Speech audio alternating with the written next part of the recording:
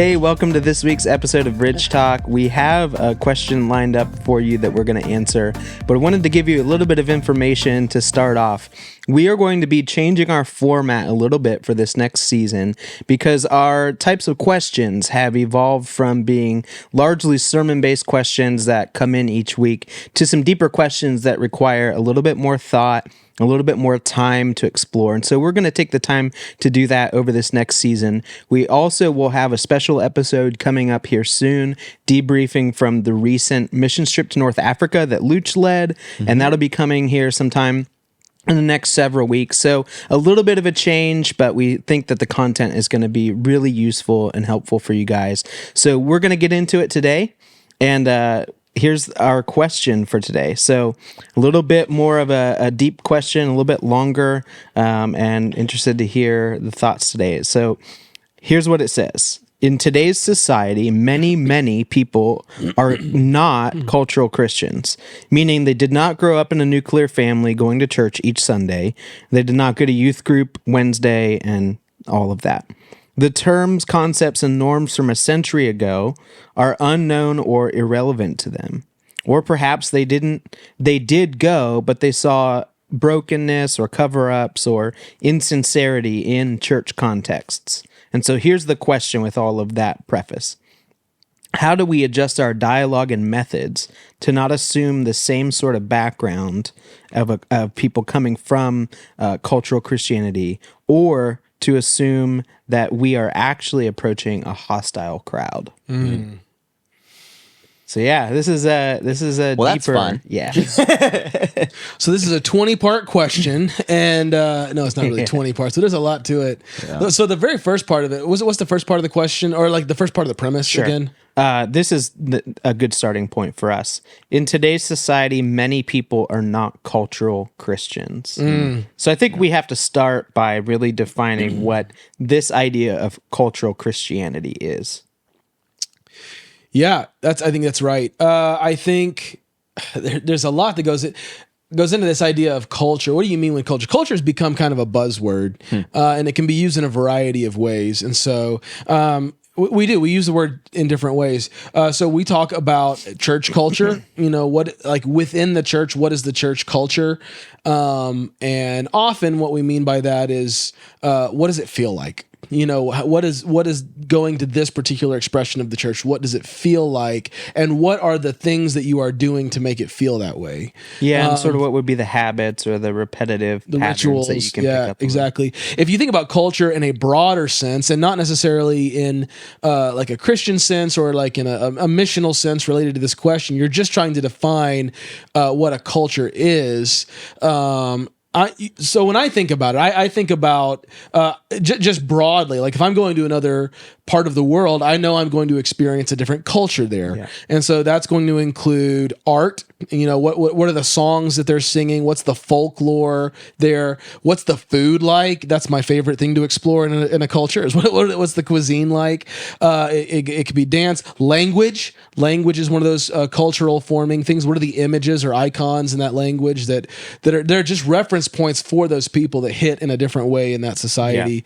Yeah. And I haven't hit even all of the cultural. You had an idea earlier. You were talking about. You had a definition. I didn't let you read it.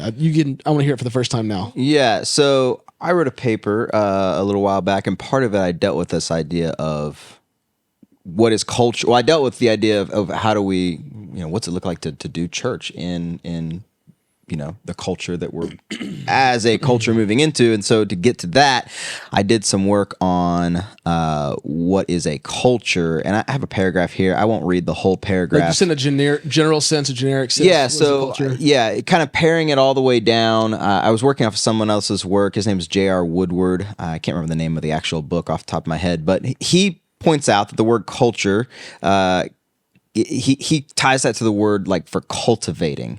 And so it says that word carries in it a sense of tilling, cultivating, or tending as a farmer does with land. And so then he says culture primarily refers to cultivating a way of being in the world. And so he kind of said, well, let's start there, and then builds onto it all the stuff that you were mentioning. And so then it's a sense of different people groups have ways of life that are distinguished by practices, convictions, even institutions, shared shared narratives, all those sorts of things.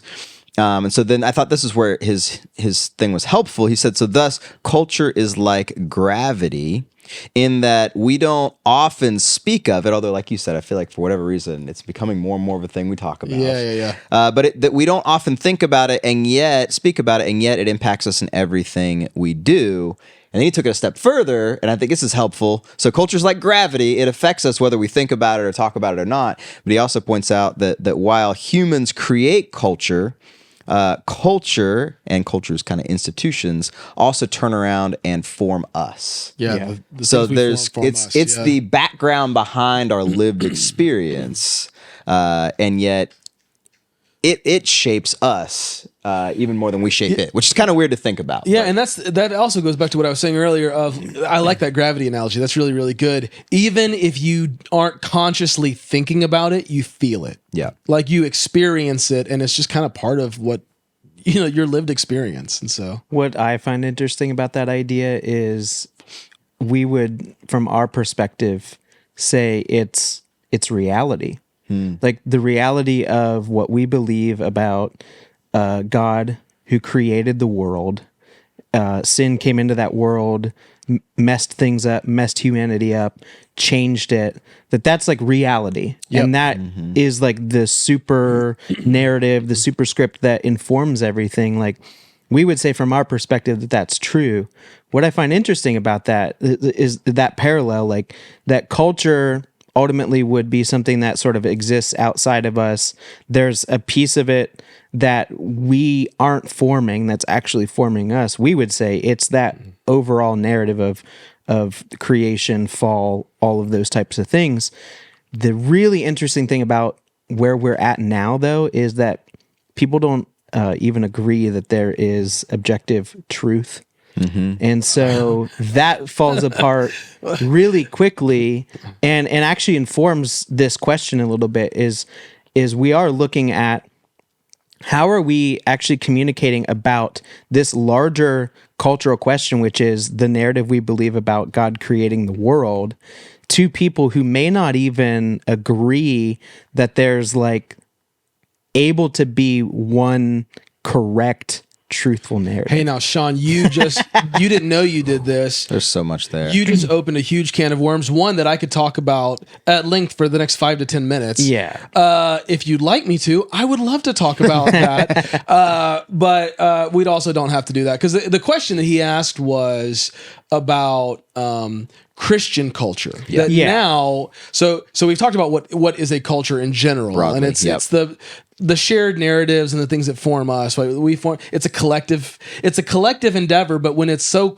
when the collective is like millions and billions of people, it can feel like this other thing, right? For sure, because it is this thing of like, once we get to talking about the specifics of our worldview, if you're in a conversation with somebody, you have to at least have the starting point of them going along with you saying, hey, I'm going to present this as like the starting point for my worldview and moving forward. Right. If you can't get to a place where you're having a conversation based on that presupposition of like, hey, this is an objective truth that's possibly true, if they're not even willing to entertain that, then there's really no foundation for a conversation from that point forward. And I would jump in here and say, one of the leading voices in the whole conversation of how is culture changing, one of the leading voices would be Charles Taylor, who had a book, A Secular Age, that I heard someone point out on a podcast once.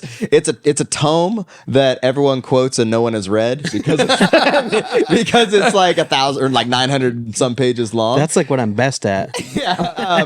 But so I quoted him in my paper, and I read a book of a guy who went through and summarized the book for me, which was super helpful. But yeah, a lot of his argument was based on that, like what you're talking about, that we have in kind of broadly the West. We've gone from a culture where the default position was one of belief in God, to where the default position would be unbelief. Yep. And that part of the thing is that has happened over a long period of time, but we've also felt it in some places very acutely, or are even, I think maybe in our context, beginning to feel it. Well, in America, it's accelerated. Yeah. Yes. It has dramatically the secularization, the moving away from the idea that God and religion and Christianity in the West are just kind of implied, like they're just part of the ether.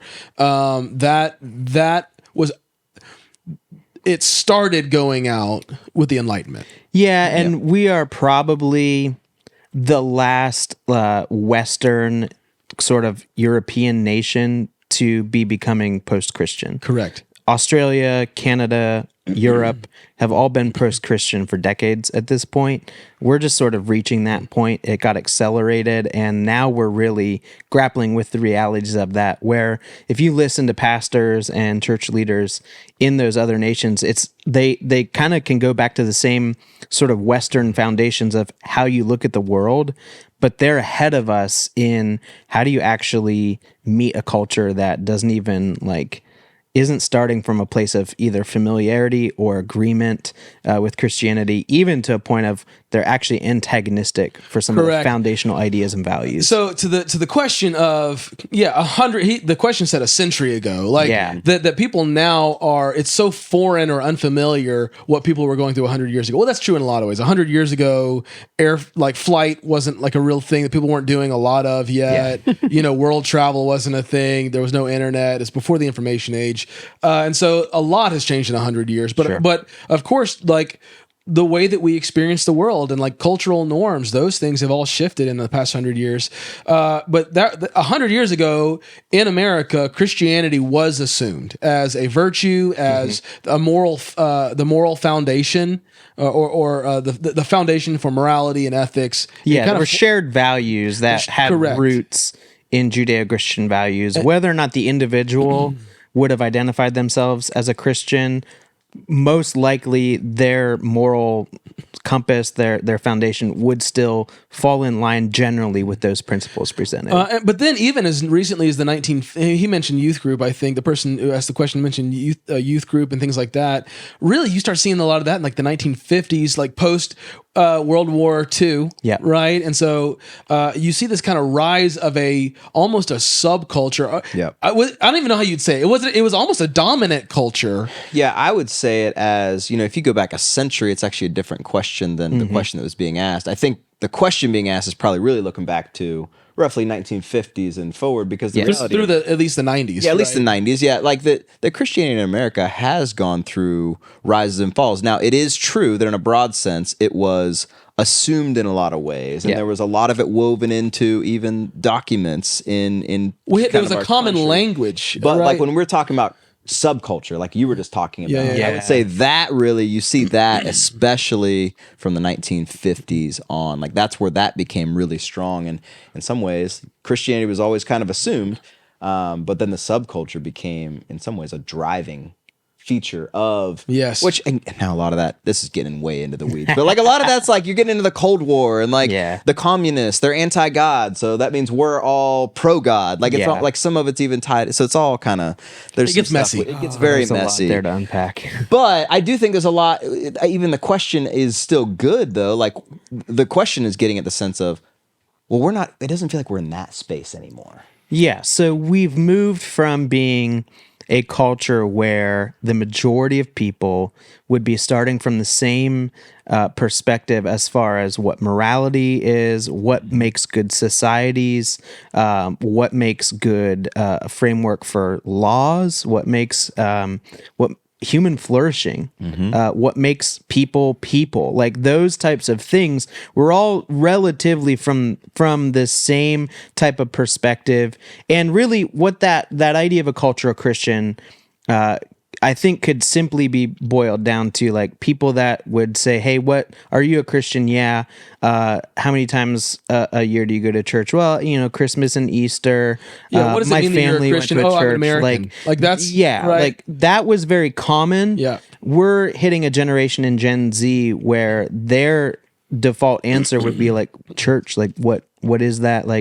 there's no real basis for that. They might be now a generation or two removed from anybody in their family even having been associated with a church. Oh, yeah. So it's like that's kind of the broadest difference that we're looking at of like, oh, I have some like vague connection to that, some way of relating. Like I can generally understand some of the guiding principles. I don't find myself reacting heavily to that, to now a culture that says like, no, that's like completely different than anything I'm used to. And in fact, I may even stand in opposition to the foundations of that. I read a really good book within the last few years, kind of talking about this, really giving language to and names for different types of cultural Christians. It was called the name of the book is by a pastor. His name is Dean Insera, and the name of the book is The Unsaved Christian. And he's got like 12 different kinds of Christians, cultural Christians, and the what's behind a lot of their thinking, what their language looks like, what draws them into certain groups. And anyways, it's fascinating. I mean, there's like the country club Christian, right? So this is I'm here for networking and for like enjoying time with people who are like me. There's the patriot Christian who's like, I'm here for the, because I'm an American and this is what God wants me to do. This is what a good American does. It's there's all sorts of different types of cultures, subcultures within Christianity. Yeah, in a lot of places, it could be argued that churches were people's social outlet, and so your social calendar and all those things revolved around church events. And that's not the case anymore. And I think we should also be clear here. When we're saying cultural Christians and trying to like add a qualifier to that, what we're not always saying is that we could make a determination as to whether or not somebody was like saved or not. It's we're not saying necessarily a nominal. Correct, that's qualitative true. like, oh, you're actually like out and opposed to God, and like we're not trying to get that argument, because that is a whole other That's a different thing. that's a whole other Different rabbit question, trail. yeah. So I think we should clarify That's good. that we're not saying like, oh, this cultural Christian is one that should be worried about. Maybe that's true, but we're not painting with that broad a brush when we say this. Not all people who participate in cultural Christianity are nominal or non-Christians. There are true Christians who participate in. Correct. So, for instance, I'm gonna get in trouble with saying some of this stuff. Like I think You don't have to say things. I know, but Willing to get I you know, in but trouble. what are we gonna Welcome talk to the about? I don't know. next season of Ridge Talk, where we take on. My gosh. No. This may be somewhat controversial for a pastor to say. I don't love Christian music. I don't love most Christian music. Yeah. I do not listen to K-Love. Yeah, Okay. I don't either. I don't listen to K-Love. And I don't harbor any ill will or resentment or think anyone who does listen to K-Love is bad or wrong for doing it. It just doesn't bless my soul, And so that a Southerner coming out of me, so it does not bless my soul. Anyways, Bless your heart. bless your heart. There are aspects of cultural Christianity that were like brand new things that started less than a century ago that saw a lot of they just gained a lot of traction and a lot of prominence in our culture, but there were issues with those things. And so the question says, but we're kind of moving out of that. Like the cultural Christianity has hit its peak and decline, and we're like toward the tail end of the decline. Well, to be honest with you, we're all the way out of that now. Interesting. I mean, if you look at from a perspective of where we're at in this country, and then especially when you look at a global perspective, I heard a stat the other day that I think it's like 40% of the world population is under 25. Wow. So that's Gen Z, essentially. I think Gen Z ends at like age 26 right now. So in the world, we're definitely like way past that point. And even in the United States, that percentage is high. I think you could make a good argument to this point where moving forward, like the generations that are coming up into adulthood and assuming, the population are post-Christian, not So coming Christian from that language background. is not assumed. Christian icons are not assumed. The Christian narrative is not assumed. Values, even Correct. ideas of what makes for a good society. We've moved. What's interesting is we've moved. Hyper individualism has informed like how we look at the world. We've moved from a little bit more of a, hey, what's good for society? And what do I like? What do I do contribute? as an individual to contribute to society? What makes me a good member of society, positively or negatively? Into more of an emphasis of like what helps an individual be the fullest version of themselves, and that's a priority over any obligation or any way that they fit into society. And so hence the fracturing that we've Exactly. seen. So can I say there's another part to this that was context. I pulled up the question, but then there's a piece of it that I think we could move to that might be helpful. Yep.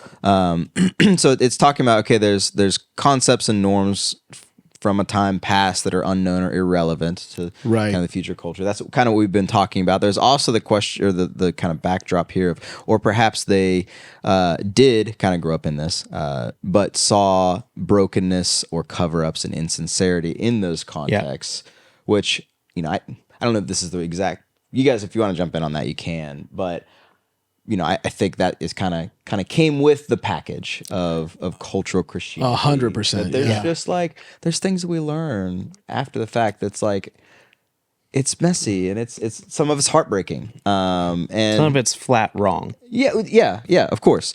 So I think a lot of the things that were the point of when you say cultural Christianity, or when you say culture at all, you have to ask the question, which culture are you talking about? Right. Like, what do you mean by that? There's the religious right part of the cultural Christianity, which the whole deal was, it's a power grab, right?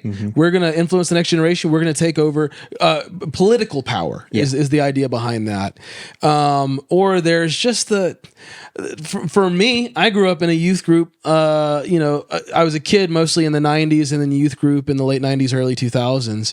And that came with its own entertainment and performance. They were just hallmarks of what it looked like at that time to go through that, and then purity culture. All those things were kind of wrapped up in that same time period, and basically the fallout of that, and what people look back on it and go, that was inauthentic.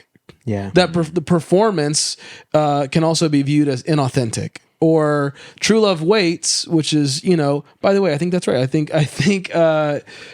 think it's good, obviously, to hold on to purity and those things. But when purity becomes that is the metric by which your ability to stay pure sexually, when that becomes the metric by which God judges you and other people judge you and you're right before it, it's a disaster. Well- and the people who were at the top of it promoting it are gone. Like they either fell, they couldn't keep it, or they don't even believe in Christianity anymore. That, and there was the tool was, well, we're gonna shame you if you haven't Correct. kept this, and that's Which is that's not how what Jesus really would has have led to the navigated that trauma at all. for people That's walking exactly away. right. Is, hey, there was like this good idea that was Implemented employed in an ungodly way. really terrible way. That's and exactly it led to right. shame. It led to there was no integrity backing it, and it's like, here's the result. So the fact that non-Christians have rejected Christianity based on cultural Christianity is not all the way surprising to me, because Christians have rejected Christianity based on, or people who claimed that, right? People who grew up in it have now rejected it based on inauthentic behavior and things like that. So here's what's interesting. So let's go back to this question and kind of try to make sure that we're addressing at least each part of it. Like we said, this is such a broad thing that could be multiple episodes to talk about. So we've established that terms, concepts, and norms for morals and perspectives would be different. And we've acknowledged that, from the 1950s through the 1990s, Early 2000s, there was a general assumption like that people would hold the same values. Even things like people would maybe generally be familiar with parts of Bible stories, like with the implementation of Sunday school, we had like a way to package Bible stories into moral lessons and presented them, and so people had like a general familiarity with who's Noah, what's even the story of Jesus, like those types of things. The Jeopardy question that came out, and or the answer, right, which is, complete this line, right, from the Lord's Prayer says, "Our Father who art in heaven, blank be thy name." Yeah, and all three brilliant contestants just were staring like deer in the headlights. Like blank that face. Blank face. It wasn't I've heard this, I forget. I heard that sometime when I was in Sunday school as a kid. It's a great example of where we are now. People have no familiarity with one of the most it's the most famous prayer throughout Christian history. I mean, and arguably from the 1950s through the early 2000s, the sample size of people who would have had familiarity, 98% of people could have really answered that question. Yeah. And maybe they were somebody that like went to church once in their life. That's how much it sort of like permeated culture, because it was in TV. It was represented in places where you would have heard it. You would have kind of picked up on it because it was kind of woven into culture, and that's almost completely disappeared. That's exactly right. So we've gone from, and then this idea of people who were a part of the church, experienced brokenness in the church, experienced trauma, experienced abuse, all of those things, and who have gone from sort of being in the church to outside of the church of their own will to leave, but not their own will because of the circumstances that happened to them, not blaming them. But then now we're moving into a place where it's entire generations of people who are not even starting in the church. They're not moving from in to out. They're out, and that's the only place they've ever been. There is zero familiarity, zero understanding of like that would even be something that you would do. Like it wouldn't even cross somebody's mind. And so what's interesting about that is we've got all of this language, terminology, all of these things that come from a familiarity with Scripture, or at least concepts of Scripture from these shared values, all of these ways that we talk to each other, terms that we use, that we are intrinsically like we understand what somebody's talking about whenever they say it. Now we're dealing with generations of people who you're going to say something and they're going to have zero idea of what to even connect that to. Like righteousness, sin, those types of like the Even idea of this sin. concept of, or even God. Yeah. Like I heard this a little while back from someone in youth ministry, and they were like, yeah, the hard thing, for a while there, it was, you could say, well, following God or being a Christian, whatever, it's not about rules. It's about a relationship with God. And the person was saying that's hard for Gen Z because to them, God is not a person, God's a concept. Yeah. So how do you have a relationship with a concept? That's just a different framework you're starting from. Yeah, and I think sin, that's another good example. Like that's a challenge, I think. What was the end question? The final. So what's the question? Given all of what we've attempted to unpack here in a cohesive way, maybe or maybe not. People are tuned out already. It's how do we adjust our dialogue? So the ways that we talk to each other, the terms that we use, and our methods in response to no longer assuming, one, that people have any background with any of this stuff. Yeah. Okay. So that's one layer of it. So, and that's assuming like people who may not have any background in this, but might still be open to it. And then the third idea is, or assume that we're actually dealing with a hostile crowd. They might be familiar with some of it, but they reject it completely. So either we need another 30 minutes, or I'm just gonna do a word dump here, and because I do have thoughts on this. I think there's so much that could be said here, but what's I think helpful for me when doing that is, in one sense, we've never lived this before because we've only lived one life, and there's only been one 2023, right? And so then we'll go to the next year. There's only been one group of people who've navigated the way that we're navigating life right now, and it's us. But also, this has happened before, right? Yeah. People had these same challenges. So I think about the Apostle Paul real quick.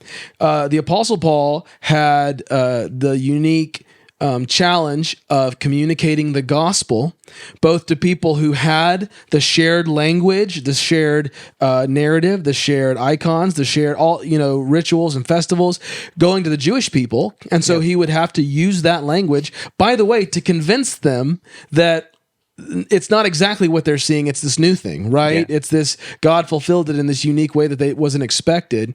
And partially, I think for us, really for me, when I'm dealing with people who are Generation X and older, I think, well, there's some shared language there. Yeah. And so I can use some of that shared language and the shared stories and icons and, all that kind of stuff.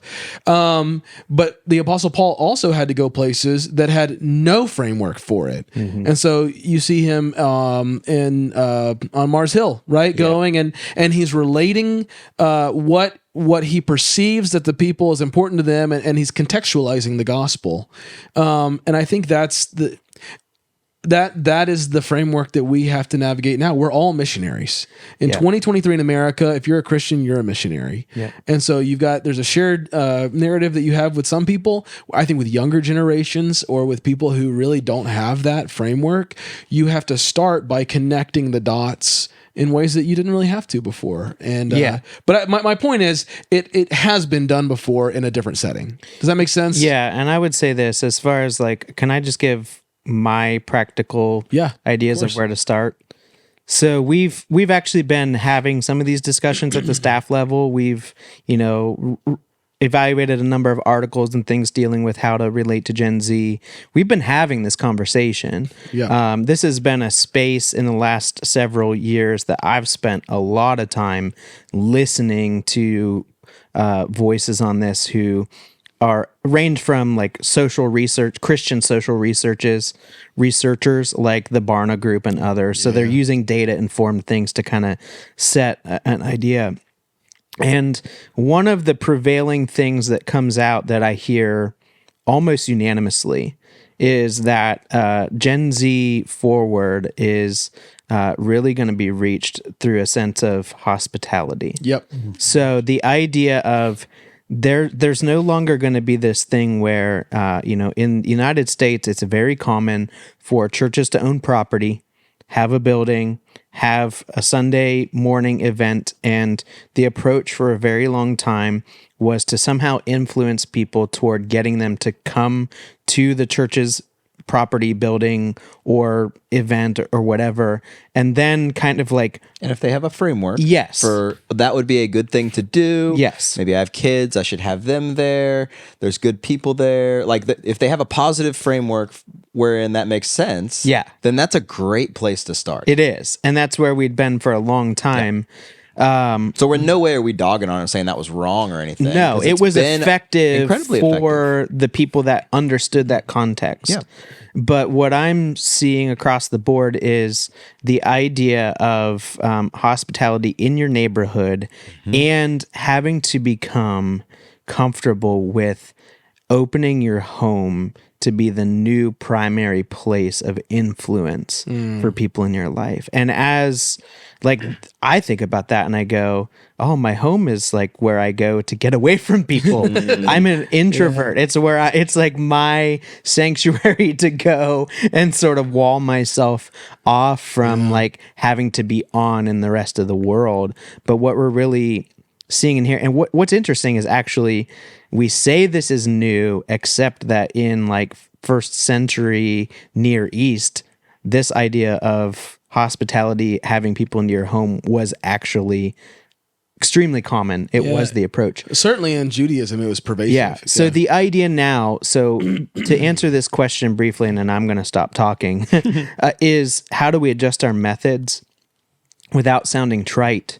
I think it really is coming to a place of willingness to say, I'm going to get to know my neighbors in a world of like air conditioning and Netflix and like you can stay and COVID, and grocery right? and grocery Get out of my delivery. Like you can it's possible in our culture today, if you're a remote worker, that you could never leave your house. You could have all of your stuff delivered to you. You can have you don't have to go out to go be entertained anymore. It's comfortable in there, like all that, right? Like we have maybe for the first time in history, like it's actually possible for somebody to sustain life without ever leaving their house. Like that's one extreme. Oh yeah. Right. And even culturally, I would say that, we've gone from being a culture where it would have been common for people to be out walking in their neighborhood, sitting on their front porch, people randomly stop by, have a conversation, to now like somebody knocks on the door and we're hiding behind furniture trying to see who it is. To like, I don't want to answer my door. Sure. I don't want like, my heart beats rapidly when I get a phone call from a friend instead of a text, because I'm like, well, now I have to like actually have a conversation. Like, like that's funny, but at the same You didn't time, answer my phone call yesterday. what? It's true. Luch called me. I screened it. I waited for him to send a follow-up text.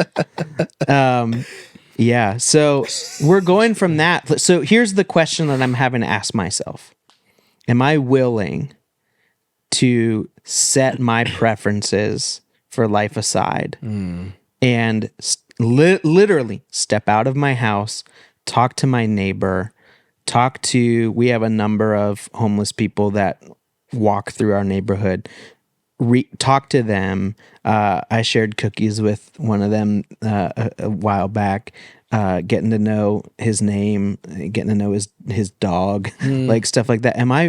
But then it's like, am I willing to go out and talk to my next door neighbor and have her over for dinner? And here's the other thing that I've always been sensitive to, but that I really feel like is going to have to shift in some ways.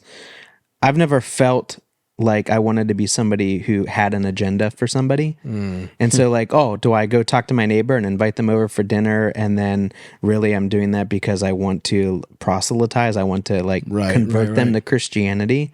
And we would be so almost anti that idea.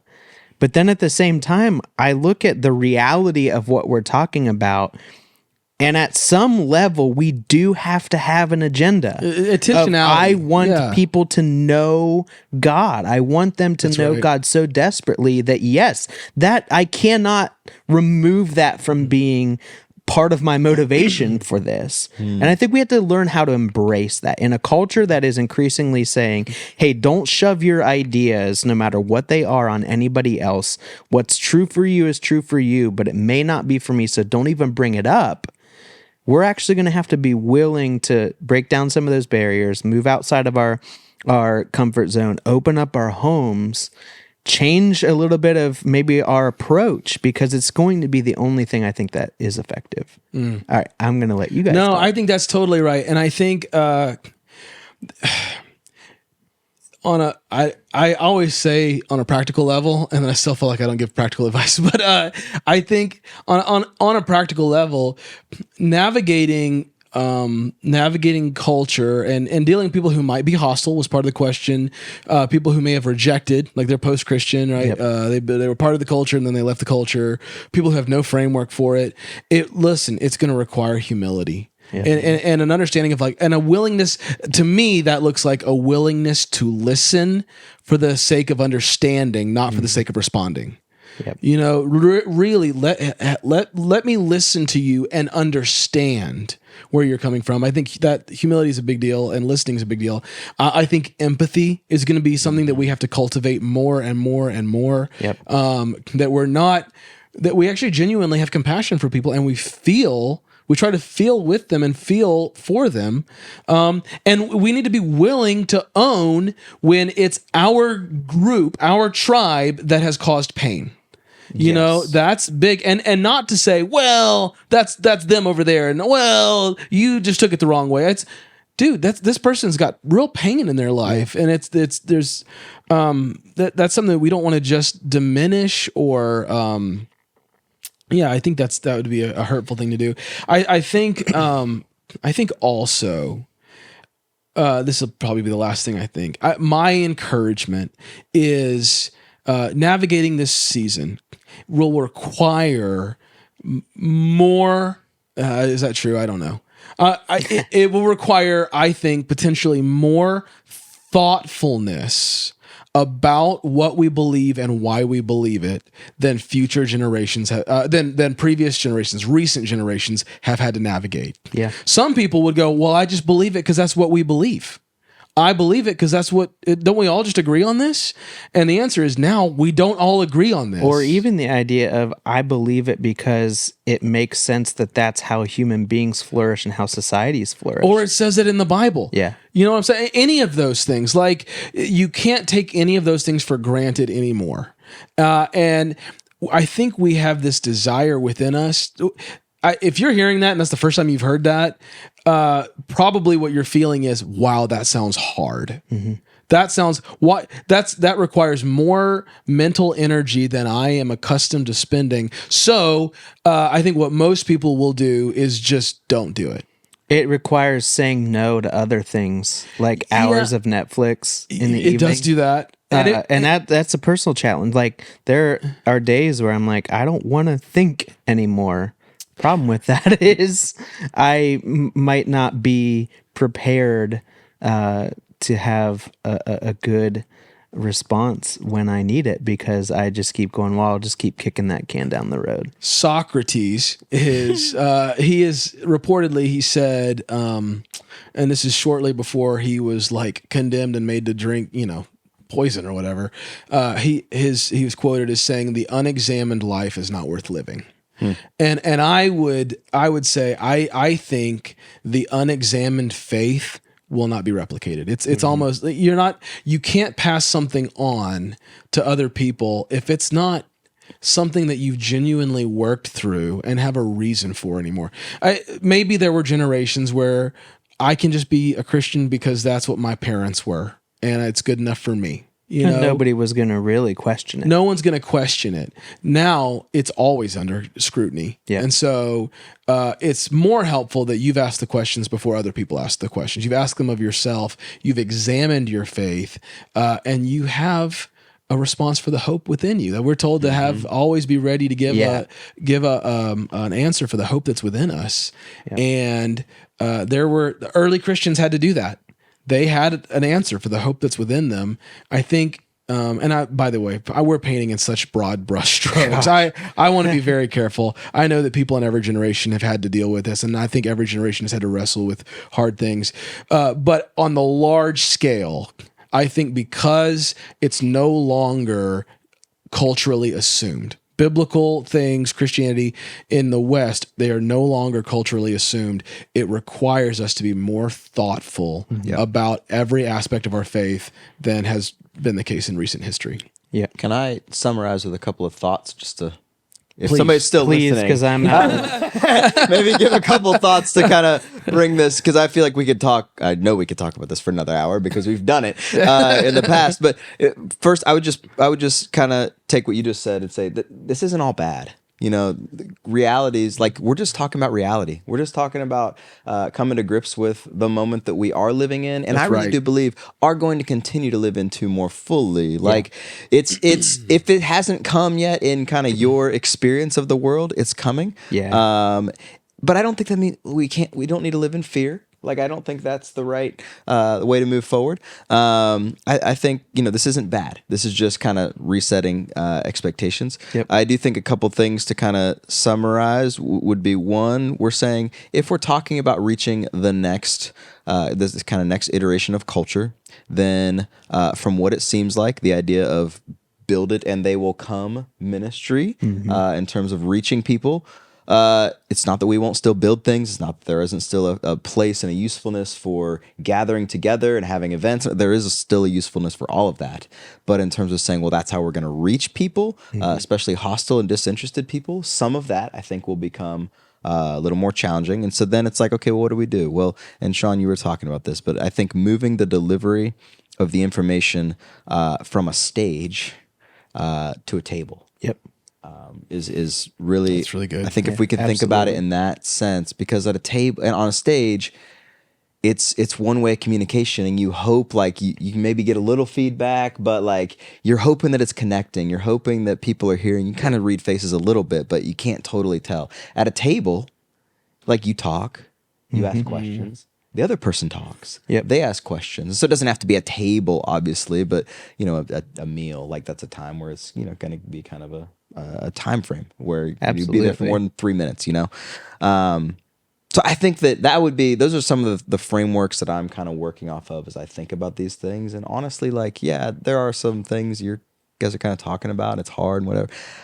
In some ways, I get excited about some of it. Yeah, because I'm too. like, I think the next kind of what we're stepping into culturally, it's honest. Like in some ways, like there's a bit more honesty, and we can acknowledge this is where I'm really starting from.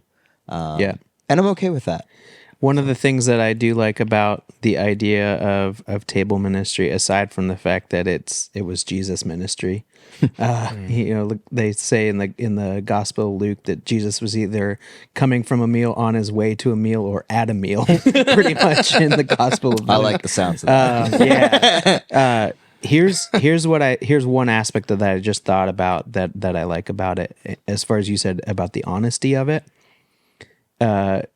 These examples that we've talked about of like leaders not having integrity and having these big falls, celebrity pastor culture and that type of thing, and abusive culture, it's a whole lot harder to hide at a table where it's face to face and it's vulnerable and there's less of that power dynamic, and they're not just seeing me when I'm on a stage with a predetermined message to give. It's like, oh, there's a back and forth. Like there's one of the things that I think that's helpful for is it is more of a eye to eye, same level. There's less, potentially, I think, less opportunity for some of that. And I think that's a good thing. The other thing is, the reason I'm hopeful is that if you take a look at church history, these are the moments that precede renewal in the church. And when we actually see the church flourishing. That's exactly It's right. these moments of decline and crisis that produce a remnant of people that moving forward kind of breathe new life into the church.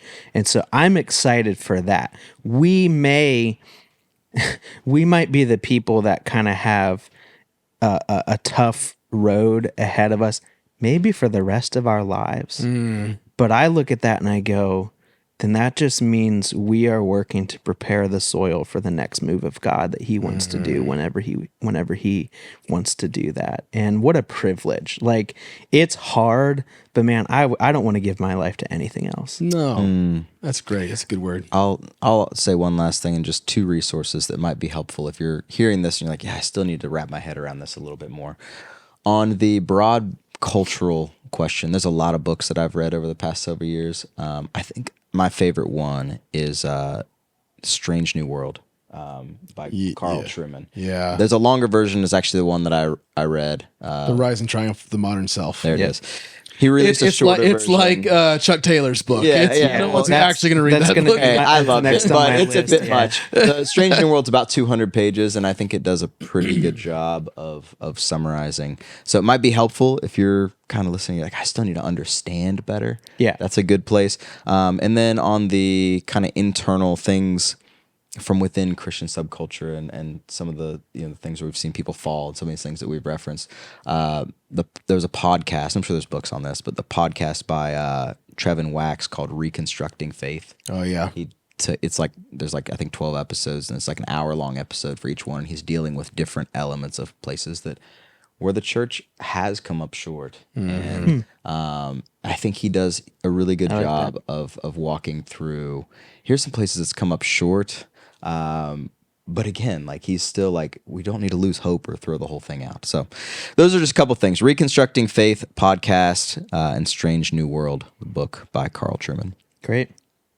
Guys, thanks for joining us. We hope that this was helpful. We understand that these are deeper topics. We're kind of learning how to do this in this type of format. Like we are doing this for the first time, like in this type of a setting. And so we're kind of getting our feet under us for how to really try to thoughtfully and effectively wade into some of these deeper topics in a way that's digestible still and meaningful, but also is something that actually answers some of the deeper questions that are on your hearts and minds. And so we have a few kind of ideas and questions in our queue, but we would encourage you, if you have questions, to continue to submit those to us. You can do that at the link below, or you can call or text the number below, or email us at ridgetalk@southridgechurch.net, I believe is the email address, or whichever one is listed below. And we will continue to try to get to those or to combine them with other ideas. But that is really the driving force behind this. We want this to be something that informs you and encourages you and equips you. And so we hope that we've done that today. Thanks for joining us.